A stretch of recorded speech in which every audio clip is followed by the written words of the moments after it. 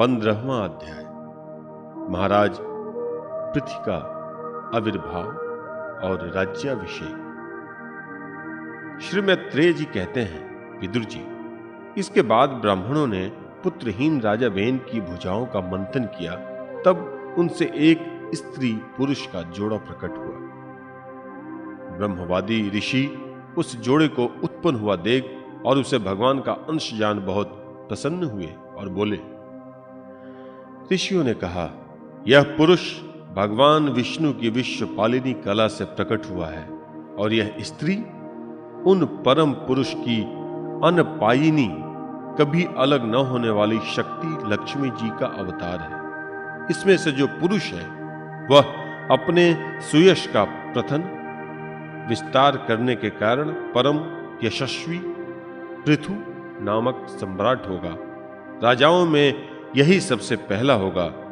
यह सुंदर दांतों वाली, एक गुण और आभूषण को विभूषित करने वाली सुंदरी इन पृथु को अपना पति बनाएगी। इसका नाम अर्ची होगा। पृथु के रूप में साक्षात श्री हरि के दर्शन अंश ने ही संसार की रक्षा के लिए अवतार लिया है और अर्ची के रूप में निरंतर भगवान की सेवा में रहने वाली उनकी नित्य सहचरी श्री लक्ष्मी जी प्रकट हुई। श्री मैत्रेय जी कहते हैं, विदुर जी, उस समय ब्राह्मण लोग पृथु की स्तुति करने लगे। श्रेष्ठ गंधर्वों ने गुणगान किया, सिद्धों ने पुष्पों की वर्षा की और अप्सराएं नाचने लगी। आकाश में शंख, तुरही, मृदंग और दुदुम्भी आदि बाजे बजने लगे। समस्त देवता, ऋषि और पितर अपने अपने लोकों से वहां आए। जगत गुरु ब्रह्मा जी देवताओं और देवेश्वर के साथ पधारे।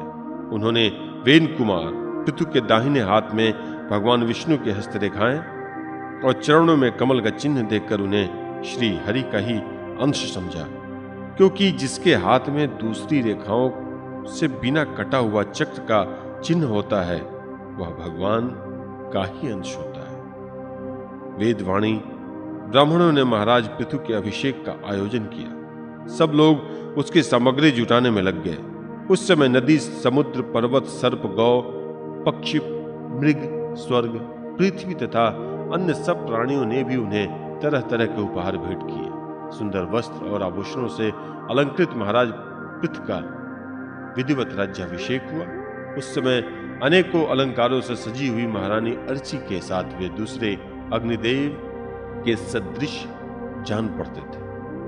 वीर विदुर जी, उन्हें कुबेर ने बड़ा ही सुंदर सोने का सिंहासन दिया और वरुण ने चंद्रमा के समान श्वेत और प्रकाश में छत्र दिया, जिससे निरंतर जल की फुहियां झरती रहती थी। वायु ने 2 चंवर, धर्म ने कीर्तिमयी माला, इंद्र ने मनोहर मुकुट, यम ने दमन करने वाला दंड, ब्रह्मा ने वेदमय कवच, सरस्वती ने सुंदर हार, विष्णु भगवान ने सुदर्शन चक्र, विष्णु प्रिया लक्ष्मी जी ने अविचल संपत्ति, रुद्र ने 10 चंद्राकार चिन्हों से युक्त कोश वाली तलवार, अंबिका जी ने 100 चंद्रकार चिन्हों वाली ढाल, चंद्रमा ने अमृतमय अश्व, त्वष्टा विश्वकर्मा ने सुंदर रथ, अग्नि ने बकरे और गौ के सिंहों का बना हुआ सुदृढ़ धनुष, सूर्य ने तेजोमय बाण, पृथ्वी ने चरण स्पर्श मात्र से अभिष्ट स्थान पर पहुंचा देने वाली योगमयी पादुकाएं, आकाश के अभिमानी 2 देवताओं ने नित्य नूतन पुष्प की माला, आकाश विहारी सिद्ध गंधर्वादी ने नाचने, गाने, बजाने और अंतर्ध्यान हो जाने की शक्तियां, ऋषियों ने अमोघ आशीर्वाद, समुद्र ने अपने से उत्पन्न हुआ शंख तथा 7 समुद्र, पर्वत और नदियों ने उनके रथ के लिए बेरोक टोक मार्ग उपहार में दिए। इसके पश्चात सूत, मागध और बंदीजन उनकी स्तुति करने के लिए उपस्थित हुए। तब उन स्तुति करने वालों का अभिप्राय समझकर बेनपुत्र परम प्रतापी महाराज पृथु ने हंसते हुए कहा, मेघ के समान गंभीर वाणी में कहा।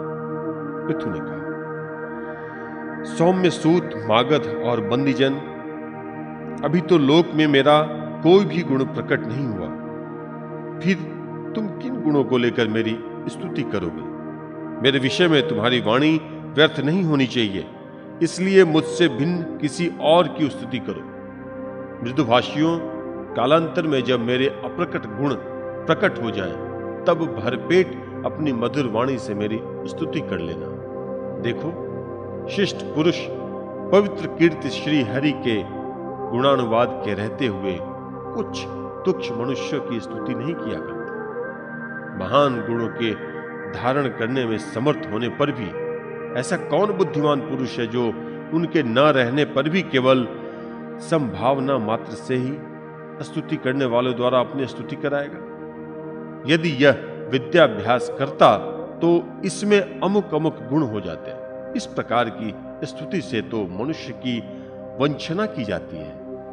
वह मदमती यह नहीं समझता कि इस प्रकार तो लोग उसका उपहास ही कर रहे हैं। जिस प्रकार लज्जाशील उदार पुरुष अपने किसी निंदित पराक्रम की चर्चा होनी बुरी समझते हैं, उसी प्रकार लोक विख्यात समर्थ पुरुष अपनी स्तुति को ही निंदित मानते हैं। सूतगण, अभी हम अपने श्रेष्ठ कर्मों के द्वारा लोक में अप्रसिद्ध ही हैं।